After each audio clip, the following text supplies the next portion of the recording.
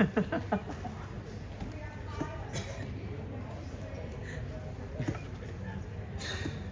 bài này tăng lực lên.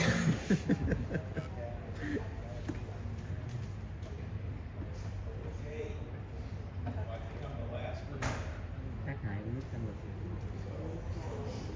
Lên uống này, lên uống này, ngọt cũng tăng lực nữa. Nào. Thầy hỏi ở đây là ai đã từng uống thuốc tăng lực bao giờ giơ tay.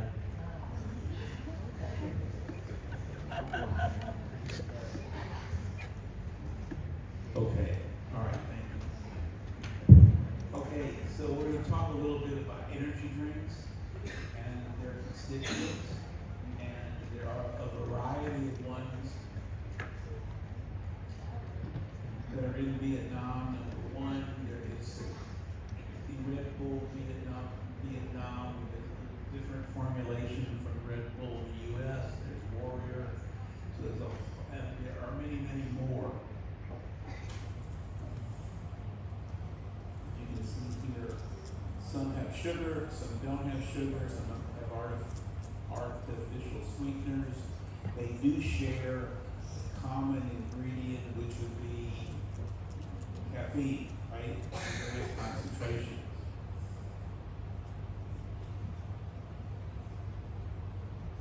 So caffeine is the primary stimulant in variable amounts. You will have a taurine, amino acid, CNS, which has a central nervous system and cardiovascular role. We'll talk a little bit about that. You've got guarana, which is from a plant, which is a natural source of caffeine. And then there are various B vitamins, sugars, and sugars plus artificial sweeteners, and various flavorings. One of the problems with the energy drinks is that it's this mix, and the caffeine amount can vary, the concentration can really vary, and it comes from multiple sources, and it's not always declared on the can. So that's a problem, or the bottle. So here again are just some that are available here. So this chart shows some of the similarities and the differences between formulations for Red Bull in the U.S. and Red Bull Vietnam. So if you just want to go through those first two columns, you see that the caffeine in Red Bull U.S. is 80 milligrams per 250 ml. This is the typical can size, and in Vietnam it's slightly less at 50. Taurine, which we're talking about a little more, is the same amount. Both have a fairly large amount of sugars. The Red Bull US is carbonated. The one in Vietnam may not be carbonated. Then there is a variety of other ingredients, the B vitamins, the glucuronolactone, and various flavor options. And they do come in multiple can sizes. And if you look at Monster, which is a very popular energy drink in the U.S., compared to the Monster Vietnam version, you see that the caffeine in the U.S. is about 160 milligrams caffeine. In Vietnam, it will range anywhere from 100 to 150. I put approximate because one of the issues with these drinks, it's not always clear how much caffeine is in the product. The same amount of taurine. These have slightly more sugar, well actually double sugar, 54 grams in the U.S., 50 to 60 grams in Vietnam.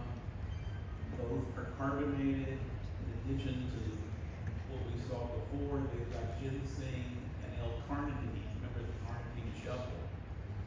And there's various flavors. So there's similarities and differences, and most of the times the patients aren't able to tell the physician or the medical provider what they took. So this slide attempts to summarize 4 popular Vietnamese brands: Sting, the Red Bull Vietnam, Red Tiger, and XXX. And you can see that Sting has the most caffeine, which is 80 milligrams per 100 cc or 100 ml, and about 200 milligrams per can. And then Red Bull Vietnam has about approximately 32 milligrams of caffeine per 100 cc's, or 80 per can. And Red Tiger and XXX are about the same. And then overall, how the Vietnamese formulations compare to ones globally is sort of in between with the caffeine amounts. Although we do have some outliers, but probably in between what's found in the U.S. and other countries. So let's look at some of the comparisons here of some of the main ingredients, and I've chosen these 3. So the source would be caffeine, which is obviously from coffee beans, tea leaves, kola nuts. It's a central nervous system stimulant.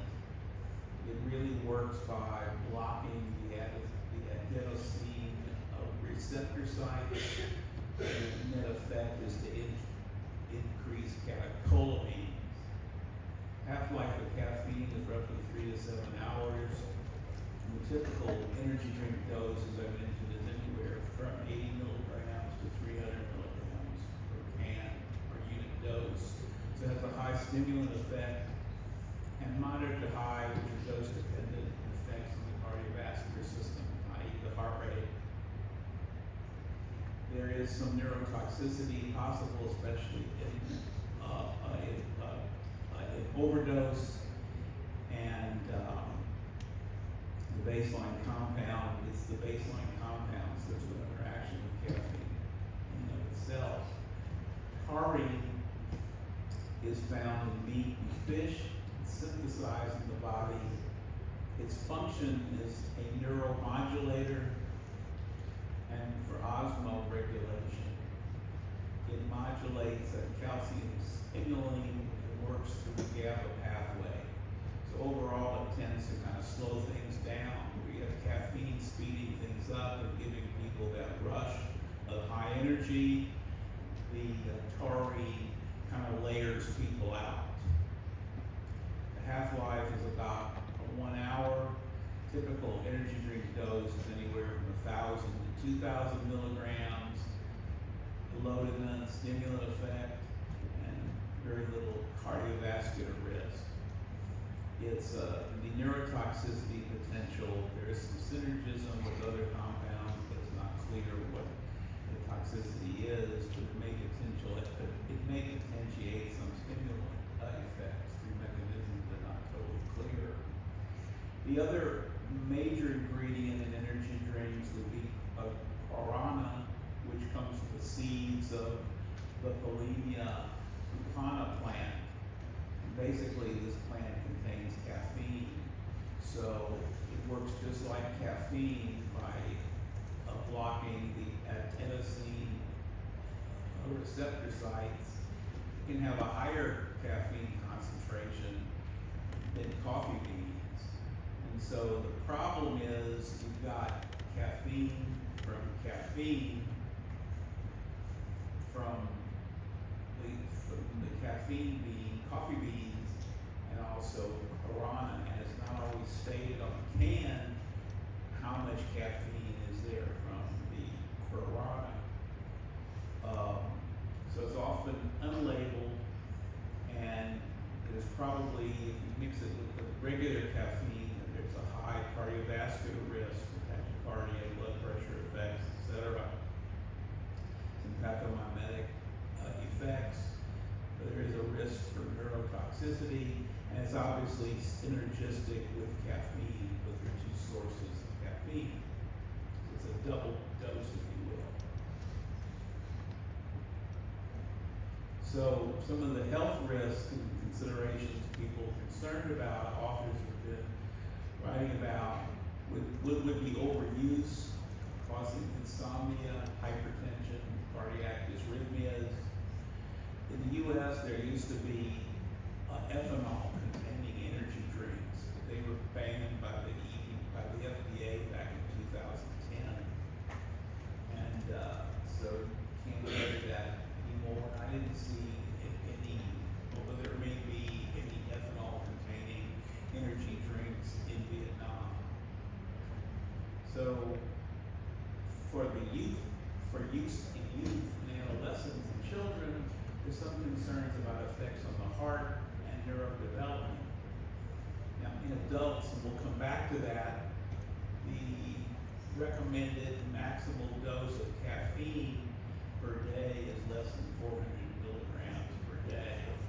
And a typical cup of coffee, you'll have maybe 85 milligrams of caffeine. So just to go over a little more detail, caffeine pharmacology, it's rapidly absorbed from the GI tract. It's not a stimulant in and of itself, but the peak concentration is between 30 to 60 minutes. It crosses the blood-brain barrier out of the placenta, which has given some studies showing a possible association with miscarriages. As I mentioned, it's an adenosine receptor antagonist for the A1 and the A2A adenosine receptors, and especially in high doses, it'll increase a cyclic AMP via phosphodiesterase inhibition. It's metabolized in the liver by CYP1A2, the cytochromes, the paraxanthines, theobromine, and theophylline, which are all metabolites of caffeine. And again, the half-life is 3 to 7 hours. So clinical effects are CNS stimulation, bronchodilation, diuresis, and various cardiac effects, including increased heart rate and dysrhythmias possibly. So this is an important slide, I think, because it puts it in perspective a little bit. For the American Academy of Pediatrics says for children less than 12, its max daily dose of caffeine is 2.5 mg per kilogram, but overall it's not recommended in children less than 12. For adolescents, age 12 to 18, the maximal amount is greater than, is less than or equal to 100 milligrams a day, which is essentially 1 cup of coffee. And adults can have about approximately 400 milligrams of caffeine a day, which is equivalent to roughly 4 cups of coffee. And if we go back to the Sting, person drinks 2 cans of Sting, you see an adult, they're going to get 400 milligrams of caffeine just in 2 cans. So it's fairly easy to get up to the recommended dosages. And then you add on to the caffeine, the guarana, you up your caffeine dose, or the caffeine dose. So, the adverse effects of caffeine, as you all probably know, on the cardiovascular system and pregnancy risk.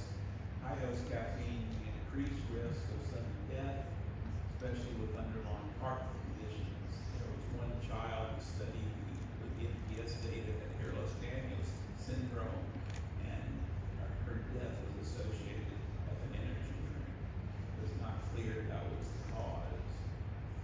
High caffeine can link with high blood pressure, palpitations, and cardiac arrhythmias in sensitive individuals. So all of you drink caffeine, I'm sure, and if you drink too much, you kind of lightheaded. As I said, there is some association with increased risk of stillbirths, miscarriages, which is thought to be greater than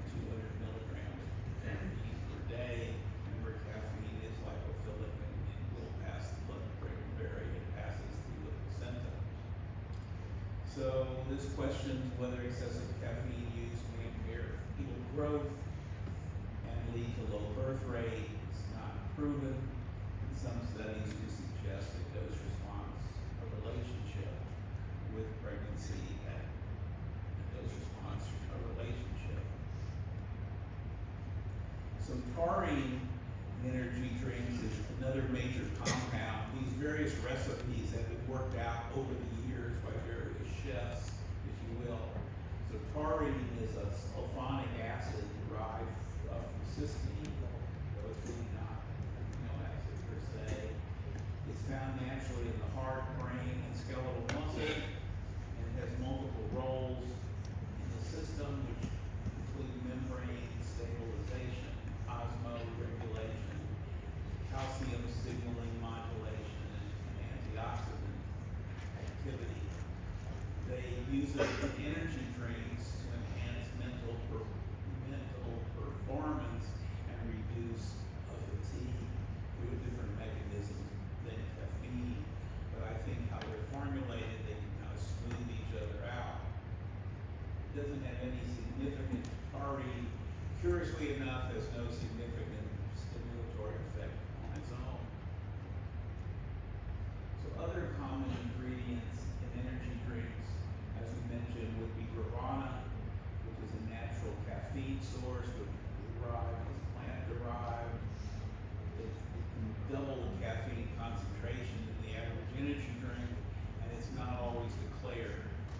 Caffeine milligrams on the can may not reflect from the guarana. And we've got ginseng, some formulas, which is the adaptogen, it's claimed to improve energy and reduce stress, and the B vitamins, which are involved in energy metabolism. You see various sugars from sucrose and glucose to, you have sucrose, you have glucose by itself, and these sugars are there to increase the glycemic load for a quick hit due to increased blood sugar. L-carnitine was involved in fatty acid in the metabolism. You'll remember it from the carnitine show from butyric acid toxicity. Finally, glucuronolactone, which I've got the formulas there, was claimed to detoxify and detoxify the system with improved alertness. So these various, it's the witch's brew, if you will, depends on what formulation, how much they use, and that's a problem in doing analyses of these exposures. It's very difficult to know which active agent or which agent was the active agent that was responsible for the clinical effects. So the adverse effects of energy drinks can be summarized by cardiovascular system, energy drink, tachycardia, hypertension, dysrhythmias, and neurologic anxiety, insomnia, seizures, which are rare, gastrointestinal effects, nausea, vomiting, and renal increased diuresis from caffeine as a risk of dehydration, which is probably especially more significant in children. Psychiatric-wise, it can cause panic attacks and cause people to be irritable. It's a question of dependency, and risk is amplified with alcohol or in children and adolescents. As you can see, it's pretty simple for a child to get way more caffeine, equivalent caffeine and caffeine equivalents with just 1 or 2 energy drinks. Okay, so one of the issues with this is the regulation of energy drinks. It's big business. The global market is estimated in 2024 over $80 billion. And I'll show you some other slides about that. The growth has been driven, if you see the Red Bull commercials, various commercials for these drinks with athletes to be Gen X and when they use the skateboards. It's in the Olympics now, you know what I'm talking about, with the skateboards, you know. And these drinks are not classified as medications, so it's difficult. So they're regulated as dietary supplements or beverages. And as I've mentioned, the caffeine content is not always immediately disclosed. The global standards will vary from country to country.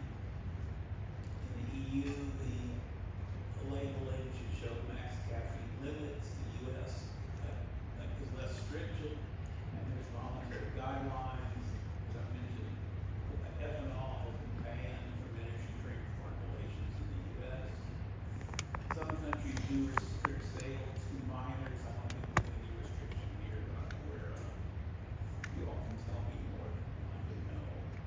And of course, pediatricians and various healthcare professionals and regulatory agencies call for better labels and warning statements and age limits on drinks. Now, just to go over, this is kind of like cigarettes in the old days. The compound annual growth rate, or the CAGR, is fairly impressive. It's estimated, these are different measures of the CAGR, and in 2025, it's anywhere from 0.83 billion up to down to 240 billion, and various numbers in between. And the projected growth by the Mordover system says US dollars by 2030 will be over 1 billion, or a compound annual growth rate of 4.2%, which is pretty impressive. I don't think you can get that in your savings. So there are some trends to change the formulations and make the drinks more natural. There's some that may be substituting.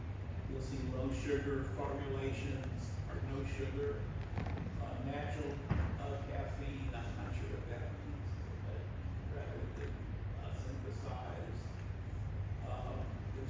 There are popular brands that don't have less caffeine. There's a variety of functional ingredients, from holy basil to ginseng, caffeine, which theoretically enhance cognition. And the regulatory scrutiny is a little lax. We published a little paper at the beginning of this year where we looked at energy drink exposures and trends in children and young adults were reported to NPDS. And I'll just give you a brief summary. We already talked about it contains amino acids, vitamins, and stimulants. And it's estimated that between somewhere from 30 to 66% of U.S. adolescents consume energy drinks. And so that's a large market, and marketing does tend to target the youth, and which may increase risk for serious effects. So we looked at closed human single substance exposures to energy drinks, and we excluded ones with unknown ingredients and co-adjustments, because the drinks themselves are co-adjustments, because they're these vast recipes. And we looked at ethanol versus non-ethanol, because of the duration of the study from 2010 to 2013, and January 2020 to December 21, there were ethanol drink exposures in the database. So we had a total of 10,588 cases. We were able to analyze 5,100. 48% of the exposures were children less than or equal to age 5. Curiously enough, 59% of all exposures were males, and 65%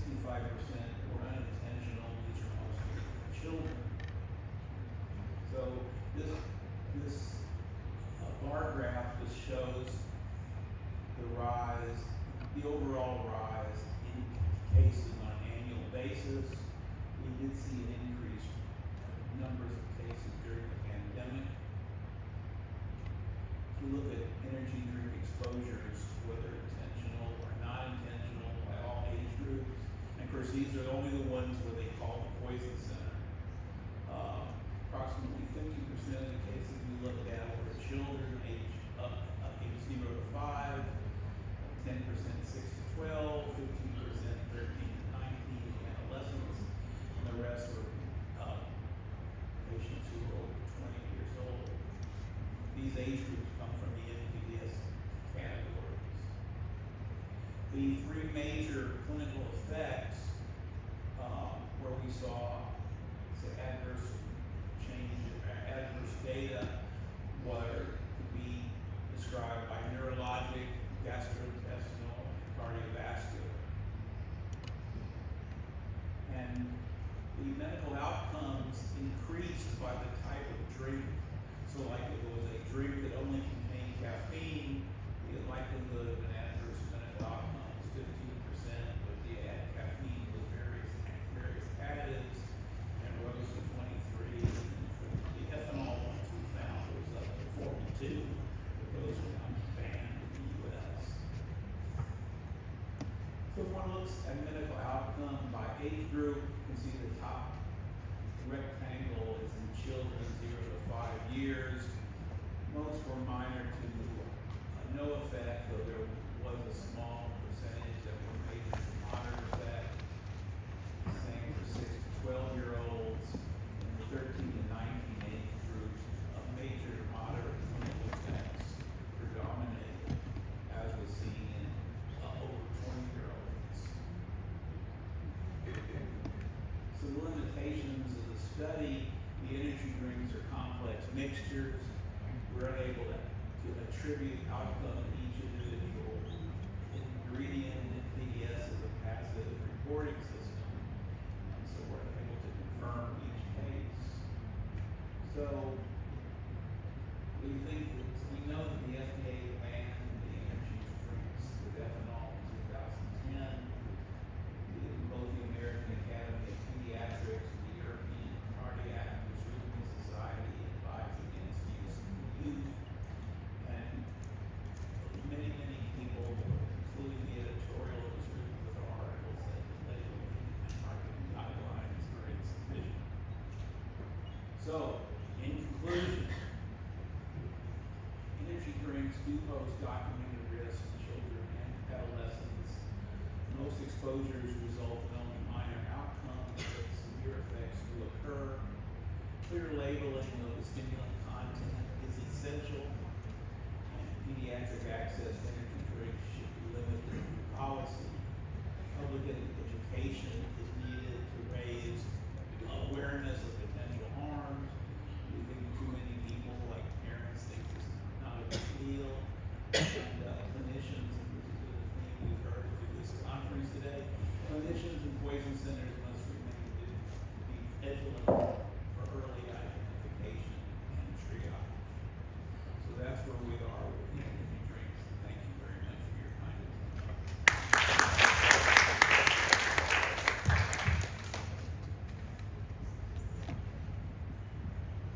Thank you, Alvin, for the any questions? So thank you for excellent presentation. Các bạn biết là thí dụ trên lâm sàng khi đi qua cái bài này bác sĩ muốn gửi gắm là một điều energy drink các bạn uống mỗi ngày thì đâu có thấy gì đâu, đúng không? Nên sẽ thấy rất là ngạc nhiên khi tại sao mà đưa cái bài này vô, là tại vì khi mà bị ngộ độc hoặc là nhiễm độc á, nó sẽ xảy ra đúng tình huống thì nó mới xảy ra, chứ không có nghĩa là nó có chất độc hay cái gì ghê gớm lắm thì nó mới bị. Nhiều khi cái cách đó các bạn vẫn sử dụng hàng ngày không có sao hết, nhưng mà nếu như các bạn rơi đúng tình huống của bị ngộ độc thì nó sẽ bị ngộ độc, nó sẽ xảy ra. Thì trong cái tình huống này cũng vậy, thì energy drink là nó có chứa caffeine. Như vậy trên lâm sàng các bạn sẽ gặp là tình huống gì? Có ai gặp bao giờ chưa? Và có ai mình gặp rồi xong mình nghĩ đến để mình vô uống energy drink không? Có gặp rồi ha. Thì cái đó là energy drink, cái thành phần chính đó là caffeine. Cho nên là cái triệu chứng nó sẽ biểu hiện là do ngộ độc caffeine. Như vậy thì chúng ta thấy là rất là nhiều case, các bạn nếu mà đang đọc các bạn sẽ case trên các nước đó, nó sẽ thông báo về trẻ em, thường trẻ em, mấy bạn adolescent là teenager sẽ bị nhiều, thậm chí là tử vong luôn á, tử vong do nó uống energy nhiều quá.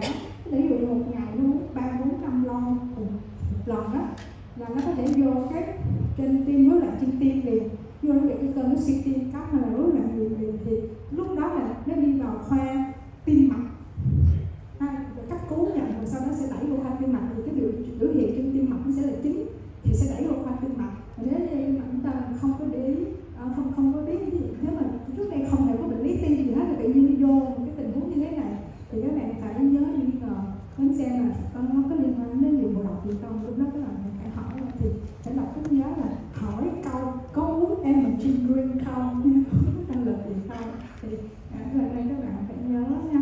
Những cái tình huống như bạn gặp trên lâm sàng thì thực tế ở bệnh viện Chợ Đẩy sẽ cũng đã gặp một lần rồi, thì bệnh nhân nói là do cái ngộ độc caffeine để uống và nằm ở khoa rối loạn nhịp.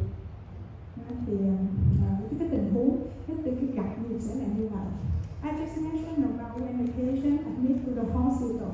So how we can recognize that's it caused by energy drinks, because the clinical manifestation of this case, so maybe with the cardiovascular blood medication admit to the hospital, especially for children and adolescents. So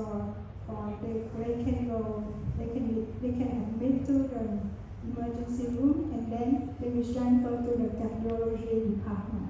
So that's it.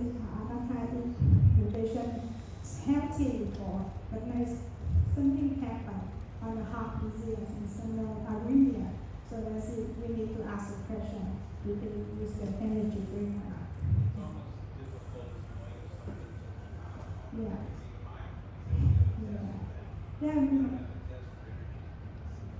Đã có những tình huống đã tử vong rồi, cho các bạn mà sợ các bạn sẽ thấy là thường là teenager tử vong vì uống energy. Thì qua cái bài này, khi mà bác sĩ Huy nhận cái bài PowerPoint của bác sĩ Bronstein rất là cảm động, này thì trước khi mà bác sĩ Huy order cái bài này á, thì gửi cho Bronstein một lô sản phẩm của Việt Nam mình về energy drink, và nói là muốn nói cái thực tế và so sánh với Việt Nam, chứ nói ở Mỹ không thì Việt Nam đâu thấy gì đâu. Cho nên là các bạn thấy là cái bài thầy đã rất là có nghiên cứu, mà nhiều khi bác sĩ Huy nhìn bác sĩ Huy nói mình đây rồi mình chưa biết cái thông tin này. Ví dụ như là marketing, trong việc market của energy drink. So I said thank you to you because before I order your presentation, I sent you a lot of products of energy in Vietnam, and he studied and then present to the PowerPoint. So this is excellent. So thank you so much.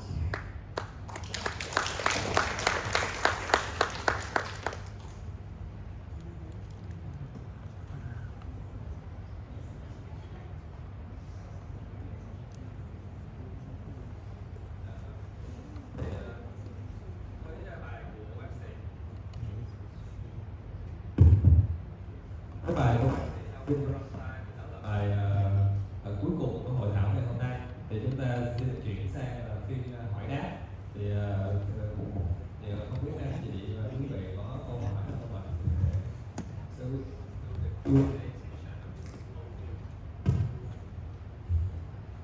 Cái này các bạn cũng có bất cứ một câu hỏi gì mà còn lấn cấn hay là confused, các bạn có thể hỏi ba thầy Dr. Bronstein, Dr.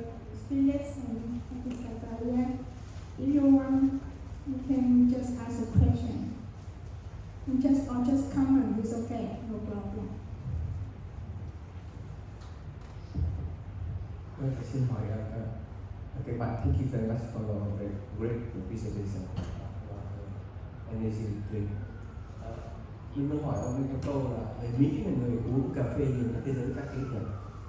Như vậy thì vì tác dụng có lợi của uống cà phê mức độ vừa phải như là uống mực thì có lợi đến đâu thì chắc là mình hỏi họ nhỉ?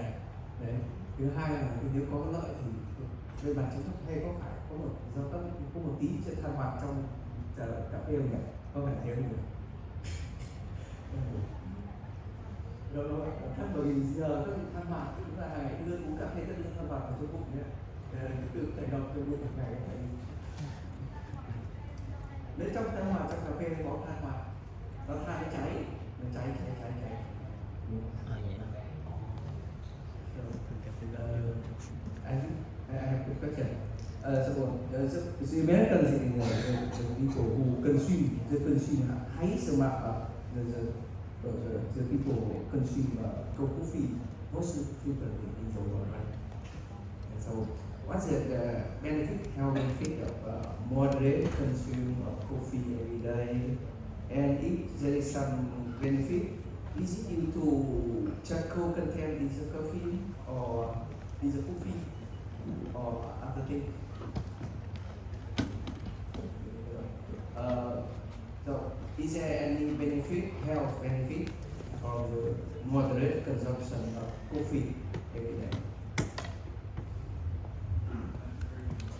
And is there any benefit? Is that due to charcoal content in coffee or other thing?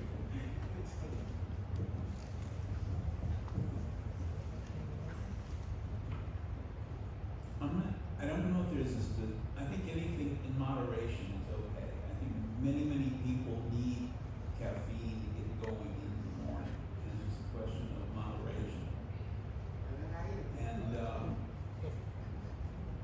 I don't know if there's any specific benefit per se. It's in the culture. It's just in the culture, but it's moderation, I think. It's when one drinks 2 cups of coffee, has an energy drink or 2, Coca-Cola, it's got all these various sources.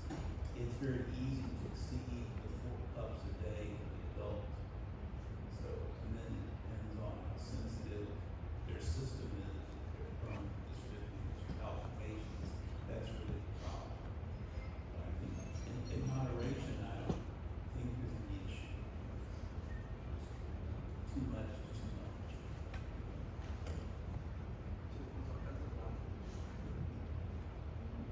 Không là cũng giống như để bác sĩ Huy nói là nó là đúng tình huống thì nó mới bị nha. Ví dụ như bác sĩ trực đêm nguyên một đêm mệt ơi là mệt, không sáng chưa ăn gì hết.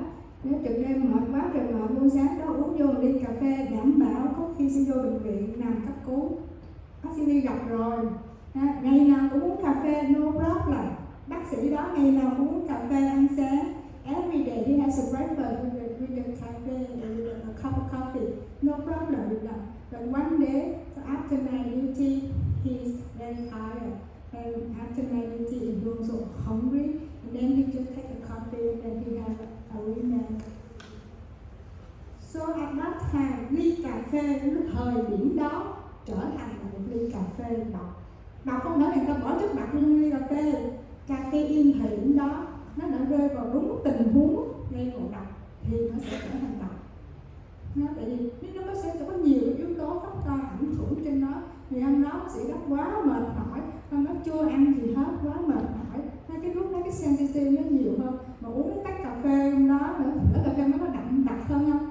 Đâu có biết. Nhiều khi mình thích đổi cái cà phê những cà phê khác. Những cà phê khác cái hàm lượng cà phê nó cao hơn, uống vô một cái là vô đó là nhịp nhập cấp cứu liền. Bác sĩ Viên gặp rồi. Cho nên bác sĩ Viên nói là khi nào bị nhiễm độc thì khi bạn rơi đúng tình huống thì nó sẽ bị. Chứ không phải có nghĩa là phải có chất độc gì đó bỏ vô thì nó mới ngộ độc. No. Nha. The downside risk is if one has a patient with nuance disorder, problem, not asking them about their caffeine intake. That's the issue. It's like the occupational history in these gaps.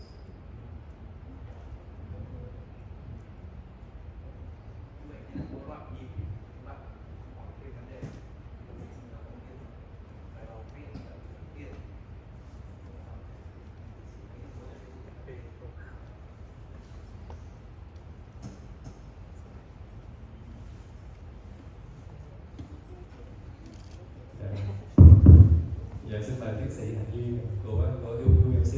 Dạ, xin mời chị. Xin kính chào quý vị các bạn cũng như là quý bác phóng viên. Thì hôm nay có rất là nhiều cái thông tin hữu ích được học hỏi, thì cũng xin chào hỏi bác sĩ Ngọc cũng như thầy về một cái ca lâm sàng nói là đọc cái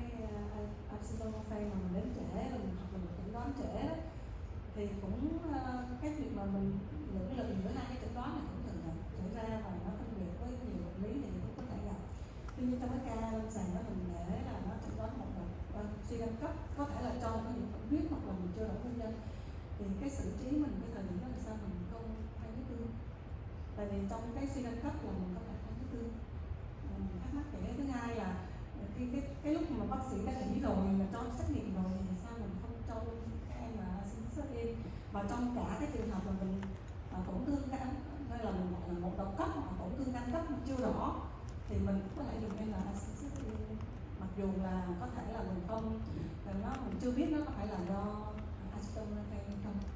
Đó thì là câu thứ nhất. Câu thứ hai là trong cái tình huống mà ví dụ như bệnh nhân tới trễ học mình lỡ chẩn đoán trễ và nó suy gan cấp như vậy rồi á, thì cái thời gian mà dùng MAC đó thì là mình sẽ được bao lâu nữa thì mình thôi, rồi nói là nó không hiệu quả mình sẽ không xài luôn, hoặc là mình cứ có thể vẫn tiếp tục mình sử dụng, tiếp tục sử dụng rồi mình có thể thay huyết tương để mình hỗ trợ chức năng gan, thì bao nhiêu lâu thì mình nói thôi mình xài nữa nó sẽ không có hiệu quả nữa.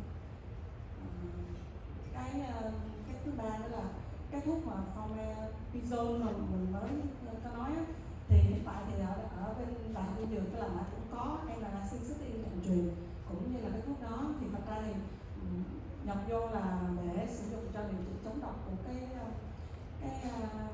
methanol, nhưng giờ hôm nay thì mình nghe cái dùng mà một độc acetamol có thể sử dụng, thì trong tình huống này cái này cũng hơi mới, thì không biết là có thể mình sử dụng phối hợp hai cái như thầy bên này có thể cho mình ý kiến là sử dụng hai cái phối hợp được hay không, hay là tình huống nào để sử dụng, tại hiện tại thì thuốc đó ở Việt Nam có và cái giá của nó đang là một lọ 1,5 mg một lít đó, thì 1,5 lít là nó là 1 triệu. Đó thì ở đại học vừa có thì có thể là mình ứng dụng được. Thành ra nếu mà cho thêm cái thông tin về việc ứng dụng cái thuốc đó trong cái một lọ paracetamol trong tình huống này nó rất là tốt hơn thì xin cảm ơn. Dạ, em xin cảm ơn câu hỏi của chị Thành Duyên. Dạ, cái câu hỏi này thì chắc là nó thiên về cái mảng hồi sức hơn là cái mảng chống độc. Đây chắc để em trả lời về cái mảng hồi sức. Thì em đưa ra hai cái ca lâm sàng đó, thì thực ra hai cái ca đó đều là hai cái ca mà ở khoa em là đều bị có nghĩa là sếp bắt là lúc kinh nghiệm chuyên môn, có nghĩa là hai cái ca đó là đều làm thiếu sót rất là nhiều. Có nghĩa là các bác hồi sức khi mà đi lên đã nghĩ đến, không biết là có nghĩ đến hay không, nhưng mà kêu là làm định lượng nồng độ para đi, nhưng mà không có bước tiếp theo là cho luôn cái acetylcysteine. Thì cái này thực ra em cho nên thì em đưa lên để thể hiện là mình rất là dễ bị thiếu sót trong cái bước tiếp cận của mình.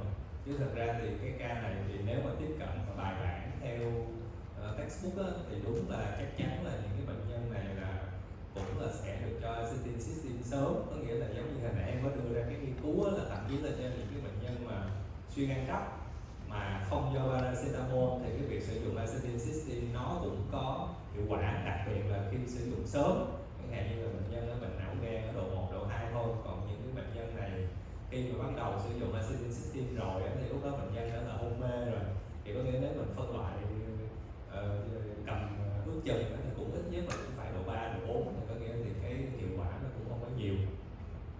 Còn về cái thay huyết tương trong suy gan cấp thì đúng là chắc chắn là có những cái hiệu quả nhất định, nhưng mà tại cái nghiên cứu mà suy gan thay huyết tương mà liều cao á, thì trong cái ASPA 2023 nó ghi á, thì nó lại lấy từ cái kết quả của cái nghiên cứu Hercules của ông Larsen làm ở Đan Mạch.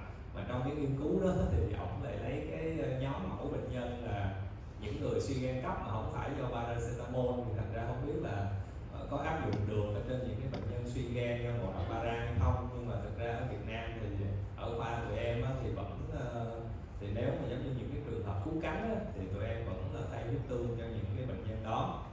Rồi còn cái câu thứ hai á, thì đương nhiên là những cái bệnh thì theo lý thuyết như nghiên cứu á, thì cái acetylcysteine thì đúng là sẽ là tốt nhất trong vòng 8 giờ đầu, và cái hiệu quả của nó sẽ giảm dần theo thời gian, do là cái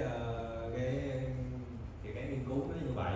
Nhưng mà thì mình thấy thì cái acetylcysteine thì nó là một cái chất giải độc, nó rẻ tiền và hiệu quả, thì thành ra là nếu mà đã nghĩ là bệnh nhân là ngộ độc para nhân có những cái dấu hiệu của cái tình trạng tổn thương gan do ngộ độc para, chẳng hạn như là men gan tăng cao dần, chức năng rối loạn đông máu dần, bilirubin tăng dần đó, thì tụi em vẫn sử dụng, có nghĩa là nó cũng không có gọi là một cái giới hạn gọi là quá trễ. Thì cái này thì nó mang tính kinh nghiệm thôi, chứ em đọc y văn ta cũng không có khi nào ta nói là khi nào quá trễ nếu mà sử dụng acetylcysteine nè. Còn cái câu thứ ba thì cái formepizole này á, thì về thực tế á, thì khi mà em đi học á, thì cũng chỉ mới biết là có chợ đẩy là đã từng sử dụng 1-2 lần. Còn thì bên Đại học Y Dược có thì cũng rất là đáng mừng cho bên Đại học Y Dược. Thì hồi nãy như cái bài báo cáo của ông Scott á, thì mình có thể cân nhắc sử dụng formepizole trong cái trường hợp là bệnh nhân đã có bắt đầu là có toan chuyển hóa, thì như vậy là mình sẽ phối hợp vừa formepizole vừa acetylcysteine luôn. Nhưng mà cái này liều lượng đó thì chắc là phải mở sách vở ra đọc lại, chứ thực ra về bản chất thì bản thân tụi em thì cái nhóm bệnh nhân thì cũng thuộc gọi là khó khăn này nọ, thì với lại nguồn thuốc nó cũng không có sẵn á, thì chưa sử dụng bao giờ, em chỉ tham luận được như vậy thôi. Xin cảm ơn.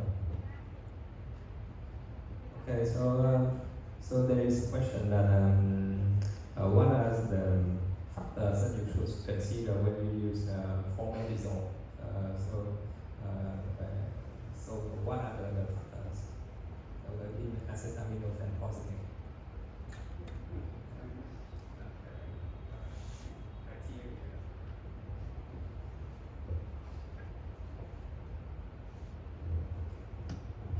The parameters are really still being defined. It's still not recommended therapy.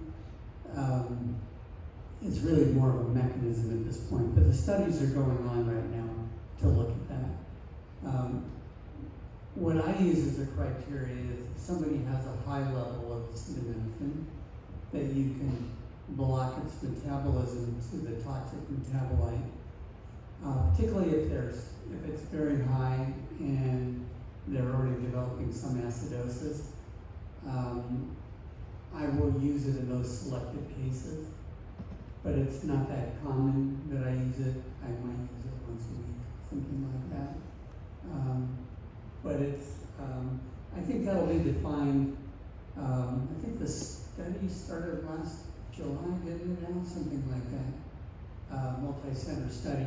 So I think maybe early next year we'll know more about it. I don't know if it's going to be presented at the fall meeting, but we'll probably know more about the absolute indications.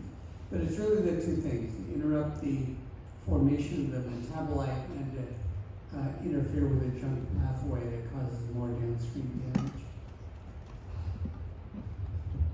Xin phép được tóm tắt lại câu trả lời của ông Scott thì hiện nay thì cái chỉ định mà là mang tính chứng cứ đó thì chưa có, tại vì cái formepizole này thì cái dữ liệu của nó về cái ngộ độc ethanol thì rõ rồi, nhưng mà cái mà ngộ độc paracetamol thì vẫn còn gọi là đang nghiên cứu. Còn cái mà mình sử dụng nó là mình sử dụng là dựa trên cái cơ chế của nó thôi, thì ông nói thì cũng chưa có tiêu chuẩn rõ ràng, thì thành ra là cũng không có dám nói chắc là nhưng mà bệnh nhân thì sẽ phải được chọn lọc rất là dữ.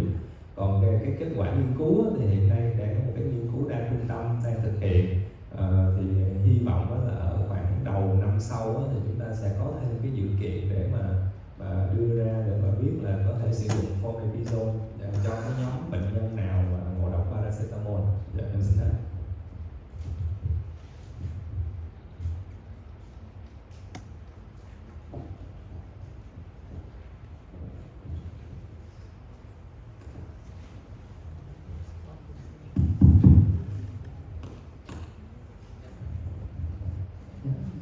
Dạ, có 4 câu hỏi ạ. Dạ, câu hỏi thứ nhất với cái nước tăng lực đó, thì trước đây có gặp một bệnh nhân đang ngồi chơi trong sới bạc, người ta chơi thì người ta sẽ uống nước tăng lực rất là nhiều, đôi khi quên ăn luôn. Thì có gặp một tình huống là một bệnh nhân nam thì khoảng 60 tuổi, thì sau đó đột ngột than động vật là ngưng tim, thì sau ngưng tim hồi sức á, thì tụi em cũng có chụp kiểm tra não rồi cũng có chụp mạch vành, kiểm tra thì mọi thứ đều bình thường hết, thì nghĩ là bệnh nhân có một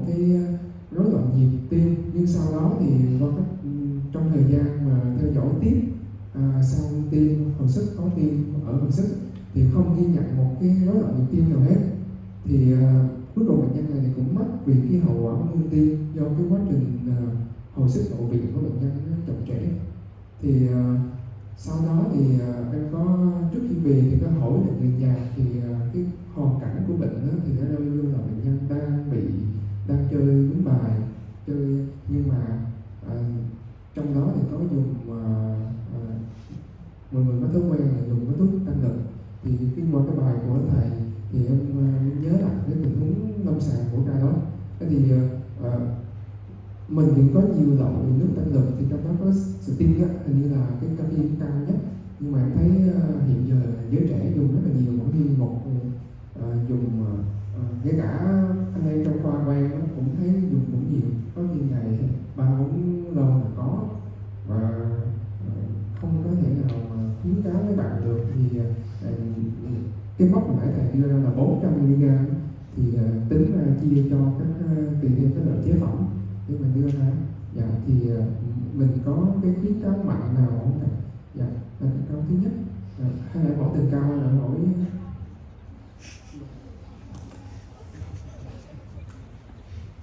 Câu này thì có thể nói sơ là nếu cần thì chị sẽ hỏi lại Dr. Bronstein nữa. Cái tình huống em đưa ra, nếu mà em không có một cái yếu tố gì đó khác thì chị thấy là cái yếu tố thuận lợi cho bệnh nhân này là bệnh nhân quýnh bài, nhưng không khá về bệnh nhân quýnh bài có nhiều bên trong một bao lâu. Nếu mà người ta là người mê cờ bạc, khi quýnh thâu đêm suốt sáng là nó cũng sẽ xuống sức rồi, nó rất là mệt, cái thời điểm đó bệnh nhân sẽ rất là mệt, thì nó dễ sensitive hơn. Còn thêm cái nước tăng lực nữa thì nó sẽ rơi vào cái tình huống là của caffeine poisoning. Bệnh nhân vô ngưng tim thì để trong cái slide em cũng thấy là Dr. Bronstein cũng đã ghi là có thể là chết, có thể ngưng tim đột ngột là chết luôn. Cho nên cái tình huống đấy là em đã kiểm tra được hết, không có yếu tố nào hết, không tìm một cái gì hết trơn, kiểm tra thấy được cái đó. Thì chị nghĩ trong tình huống đó của em là hay là đúng là ngộ độc caffeine trong cái nước tăng lực ha. Rồi cái câu thứ hai là em hỏi là bác sĩ trong khoa dùng Sting nhiều quá đúng không? Và bây giờ teenager cũng có dùng quá trời luôn. Thì sao? Nếu như người lớn thì theo chị thấy là lúc như cà phê cũng là một chất gây nghiện. Em nghiện mà cho nên em uống nhiều cà phê thì cái ngưỡng em nghiện, cái ngưỡng cà phê đáp ứng nó cũng sẽ khác nhau. Thì ví dụ như chị không uống được cà phê, em đưa chị đi cà phê là chị hứa là nhập viện cấp cứu liền lập tức. Nhưng mà nếu mà em là cái người uống cà phê thường xuyên, em uống nhiều thì ví dụ là em uống 20 lít em chưa sao, có thể em uống nhiều hơn, cái ngày hôm đó em rơi vào cái tình huống giống như uống bài sau đêm thuốc tháng quá mệt, hay là sau một cái ca trực đêm quá mệt luôn, chưa kịp ăn uống gì đó, thì em muốn cái ly cà phê đậm đặc hôm đó vô, em có thể lên vô lúc này một liền. Lúc đó là do cái tình của cái caffeine gây ra liền, cho nên không có cái ngưỡng không là được cái sensitive của cái người đó như thế nào, và cái ngưỡng của người đó nghiện cà phê ở cái liều là bao nhiêu nữa. Những người ta mà uống cà phê một liều nhỏ xíu cũng có thể nhập viện. Như chị uống là nhập viện liền chắc chắn 100%. Nhưng mà em uống bát trời cà phê thì em chưa sao, có thể em uống 10 chai xi em vô nhập viện liền. Nhưng cái liều nó sẽ không nói được, nó không cái ngưỡng. Cho nên tôi khuyến cáo bác sĩ không nghe đâu, tại em uống ra thấy cho bình thường rất khỏe, người ta sẽ không nghe. Nhưng mà cái người nào người ta gặp đúng tình huống rồi thì lần sau ta sợ rồi chứ không dám nữa.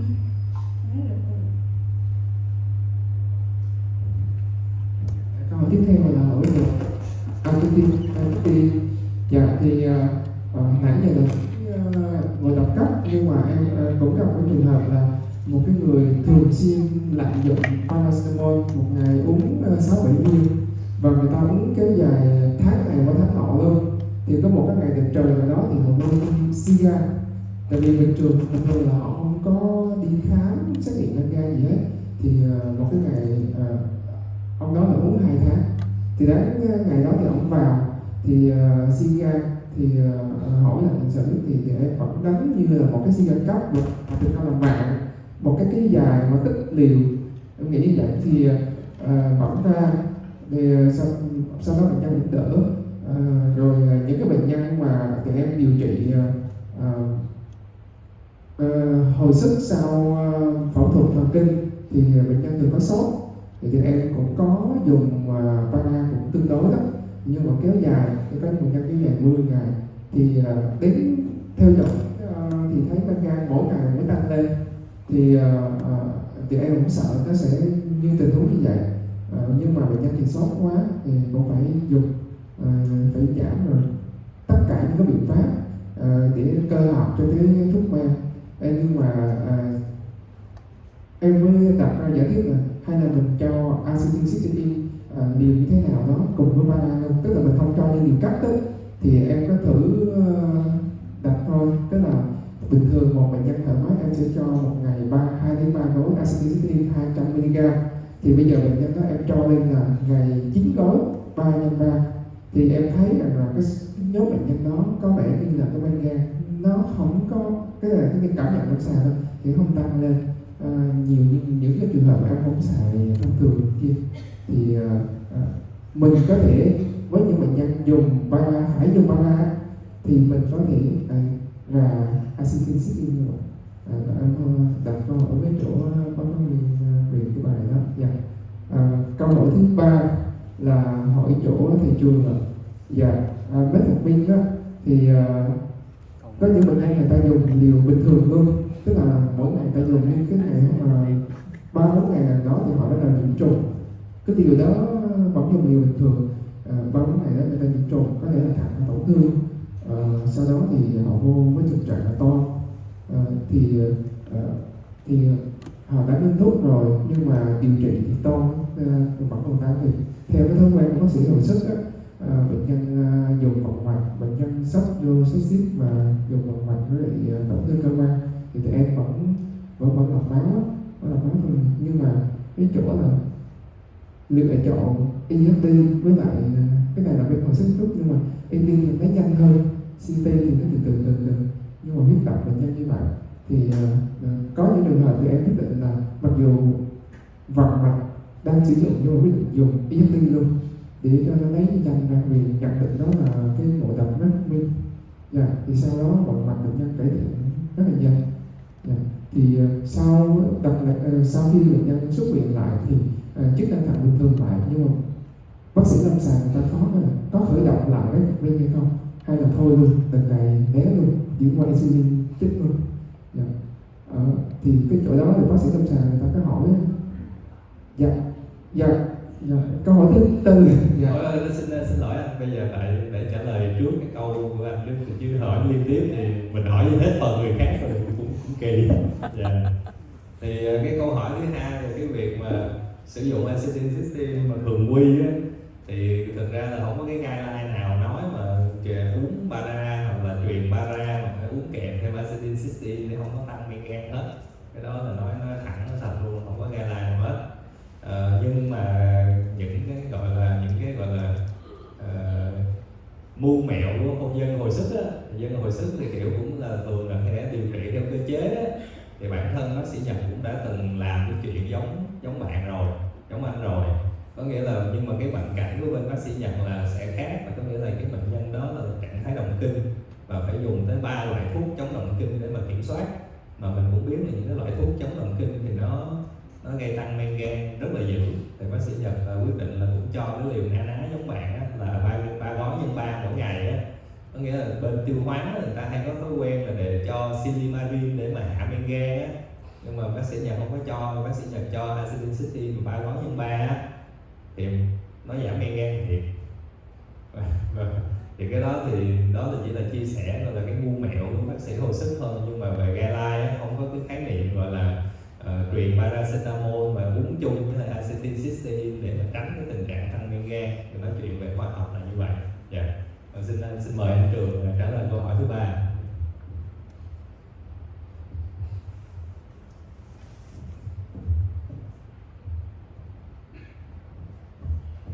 Alo. Rồi, cũng trả lời nhanh thôi. Thật ra cái nguyên tắc trả lời cũng giống câu hỏi số 2. Hiện nay thì nói về lọc máu hoặc là chạy thận thì thậm chí các bệnh lý thông thường của hồi sức là người ta cũng tranh luận khi nào AHT, khi nào CRT. Dĩ nhiên là nó cũng đâu có ngã ngũ. Mình chỉ biết nguyên lý là CRT thì nó an toàn hơn cho bệnh nhân trên rối loạn huyết động. Trong bất kỳ tình huống nào cũng không phải nhất thiết là metformin đâu. sốc nhiễm trùng, rồi các bệnh lý cơn đáp ứng viêm chẳng hạn, thì CRT về mặt lý thuyết thì luôn là an toàn hơn, ít gây ảnh hưởng biến động hơn, nhưng mà những cái là nó đắt tiền hơn, cho nên người ta mới vẽ ra được cái AHD. Vấn đề AHD chẳng qua là giải quyết vấn đề chi phí thôi, nó rẻ hơn. Chứ còn nếu mà mình có điều kiện bệnh nhân ở trong hồi sức thì chúng ta vẫn muốn theo dõi sát bệnh nhân. Chúng ta bệnh nhân đã bị một cái biến cố hoặc là tác dụng phụ của thuốc rồi, thì chúng ta nếu mà chưa giúp được gì thì né những tình huống có thể làm nặng hơn. Thì do đó thì CRT nó vẫn là an toàn cho bệnh nhân trên một lần hiến độc. Còn bảo là cái nào lợi hơn chắc chắn thì cho dù hiện nay thì cũng không ai phân định được đâu. Rồi thứ hai là điều trị xong thì có quay lại dùng nữa hay không. Về lâu về dài nếu bệnh nhân ổn định thì tất nhiên là chúng ta vẫn có thể dùng lại. Nhưng mà đang nằm ICU thì trước mắt thì cứ kiểm soát đường huyết bằng insulin đã, khi nào về tính tiếp. Chứ còn đang nằm xong rồi dùng tiếp thì lỡ lại toan nữa là đè đập máu tiếp thì sao? Cho nên là đã toan rồi chúng ta cố gắng giải quyết hết cái nguyên nhân đã. Cho đến ra hiện nay là vẫn khuyến cáo bệnh nhân thuốc chuyển sang cái biện pháp khác đến khi ổn định rồi tính tiếp. Câu trả lời.